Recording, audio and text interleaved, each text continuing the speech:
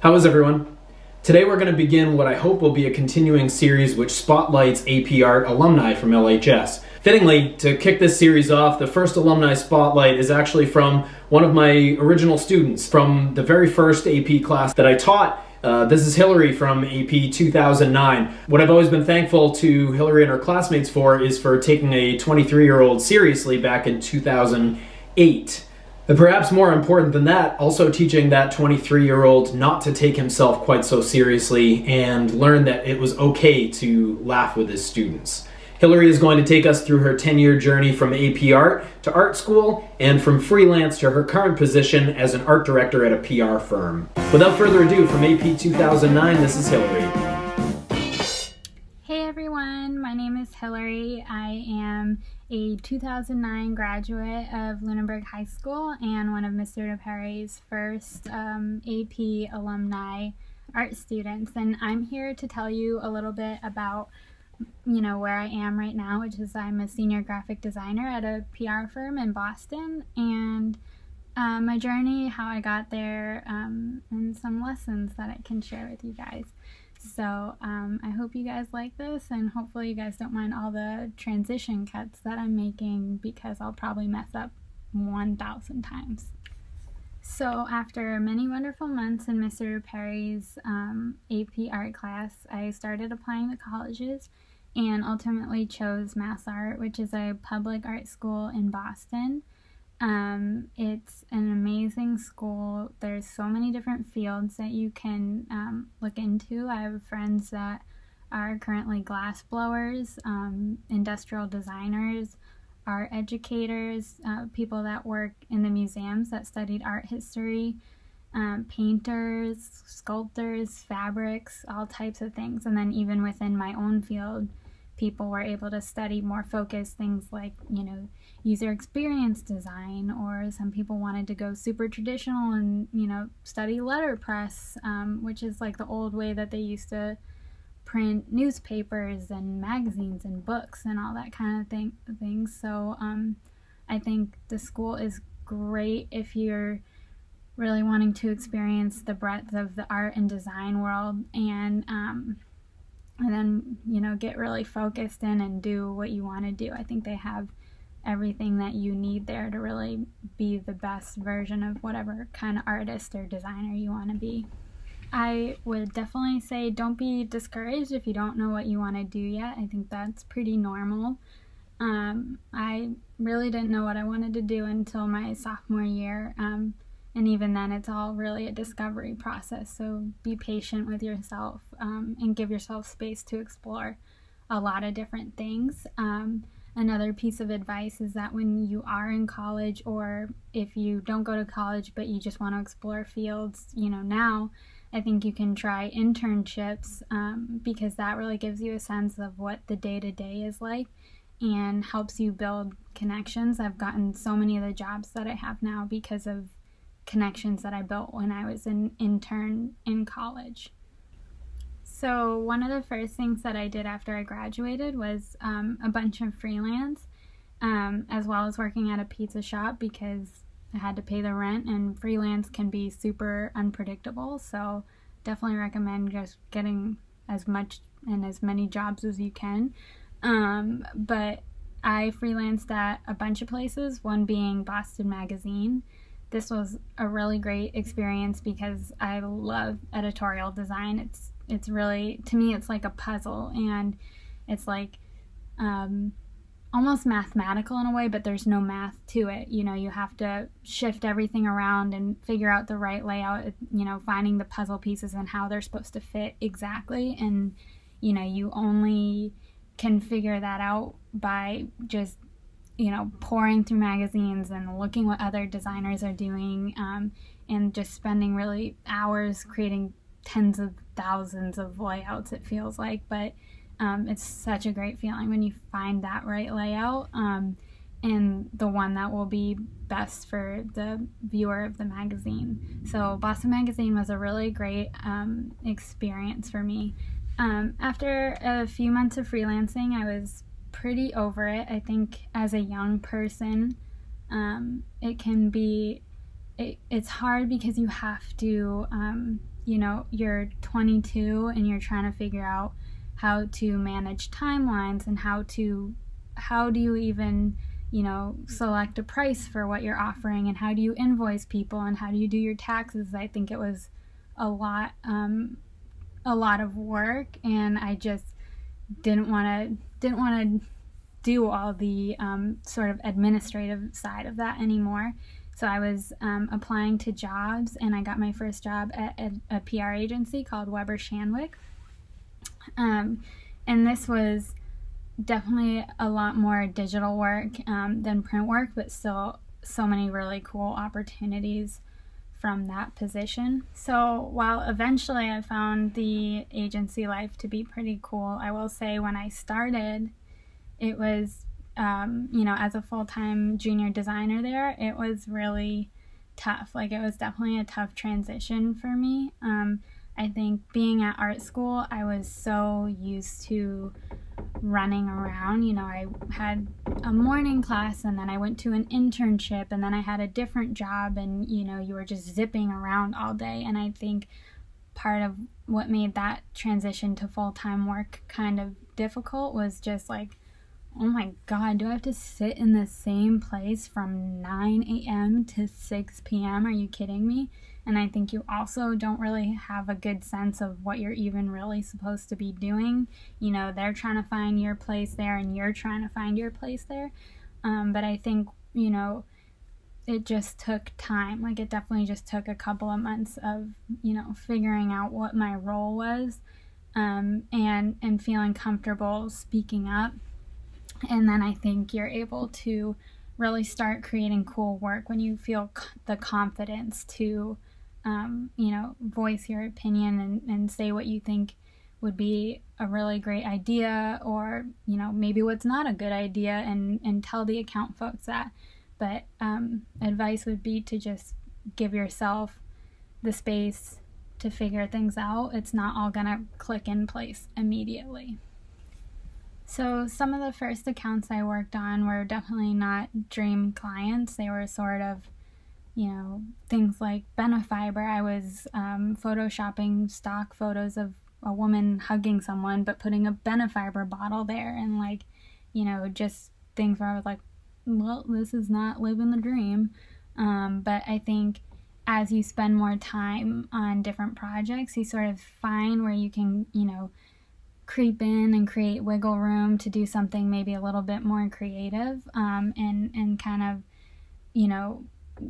build on client expectations. One of those clients that we had was Ocean Spray, and, this was 2014-ish, where, food photography on social media was really getting huge. And so a copywriter and I teamed up, and we were like, let's just present some data behind, the return on investment for, people really investing in great content for social media. And we presented this, whole deck to Ocean Spray, and we're like, listen, if you just, give us a small pocket of money, we can really, blow out the content here. And so they gave us that small bucket of money, and we were able to, at first, just, I was cooking the recipes at home, and I was doing all the photography. I was buying the props. I was doing the prop styling.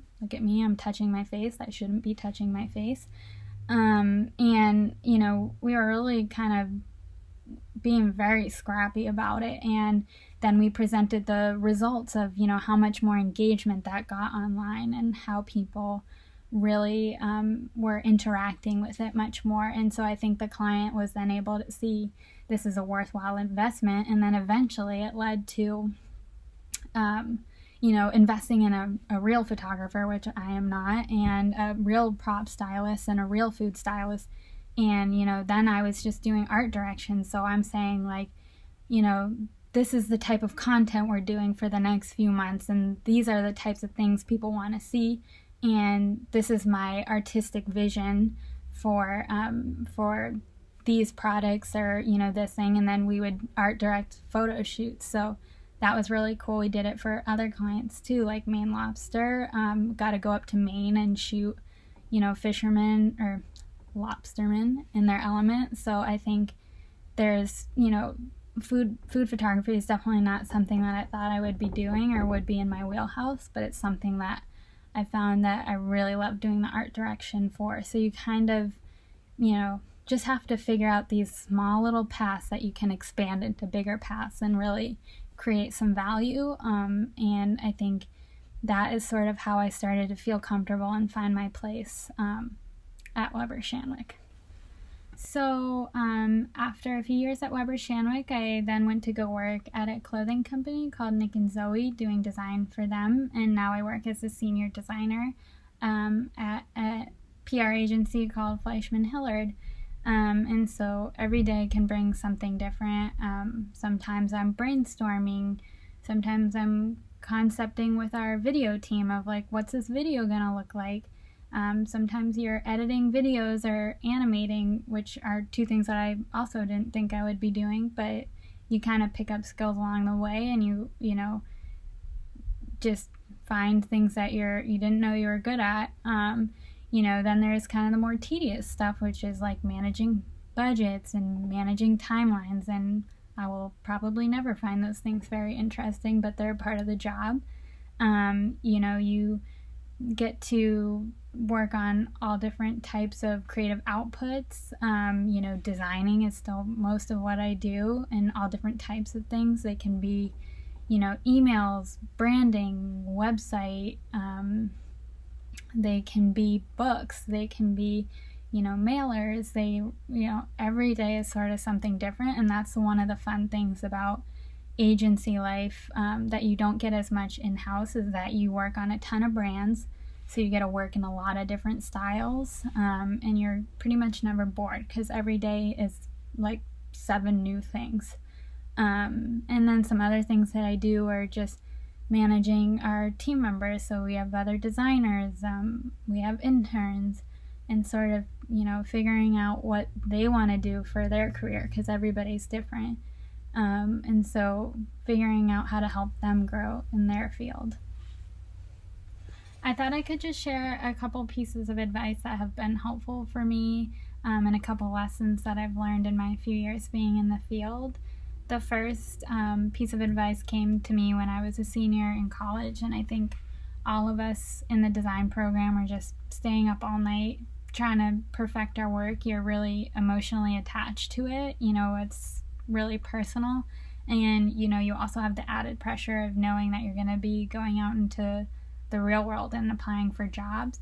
And this professor said, employers are, really going to be looking for someone they want to sit next to at the lunch table, meaning that you can be a really, really great designer, but if you have a bad attitude, that nobody's going to want to work with you. You're going to be really hard to work with, and you're not going to get too far in the field because you depend on other people for your success. So I would say focus some of that energy, away from perfectionism in your work and towards, how you can be a person with a really positive attitude that's really easy to work with, because that's something that's really important, especially in an agency life. You just have to work with a lot of different personalities, and you have to have a good attitude even when things get really tough.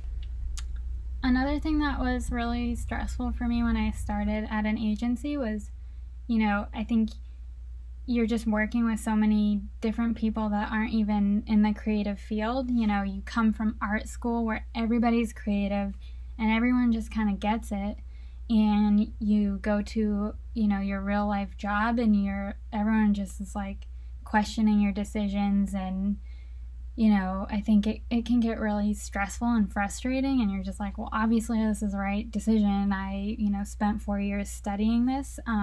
So I think one thing that you do have to get really good at is explaining your rationale for why you make certain decisions. You have to be a really good communicator. You have to be a really good collaborator, and you have to, make really smart decisions and then come prepared to back them up. This will also be really important when working with clients, because clients can be some of the biggest critics of your work. I've gotten some really, written in big red letters just how much they hated certain things that I've made. And so you have to come back and, be ready and prepared to defend your position, but then also be ready to have a plan B, because, sometimes you may like something a lot and it just, for whatever reason isn't the right decision for the brand, and you just have to, let it go and move on. Another piece of advice, and probably the most important one that I could give you, is to get really used to criticism, because that's just a huge part of working in a creative field. It's hard not to get hurt sometimes, because you're just really attached to your work and you spend so much time, and it's kind of, that emotional attachment that you have to your work. But I think one thing that I've learned is, because at Mass Art it was 5-hour critiques. You guys go through critiques right now. It's a lot of time just talking about work and, what's good about it and what's not working. I think the worst sign is when someone has nothing to say, because if they have a lot of feedback, it means they really see potential in your work, and they see, ways that it could be better, and it's your choice on, how you want to apply that feedback. You don't have to take all of it. You can trust your gut to take some and not take all. But I think if someone has nothing to say in any of the critiques that I've been in, it's like, I don't even know what to do. I don't know where to begin to make this better. And that's not a place you want to be in. So try to take criticism lightly and just see it as an opportunity to improve your work. And you're going to have days where it feels really emotional and like, a personal offense, but it's really not. Another thing that's been kind of something I only realized in retrospect, but you can really find lessons that apply to your creative practice in all kinds of places.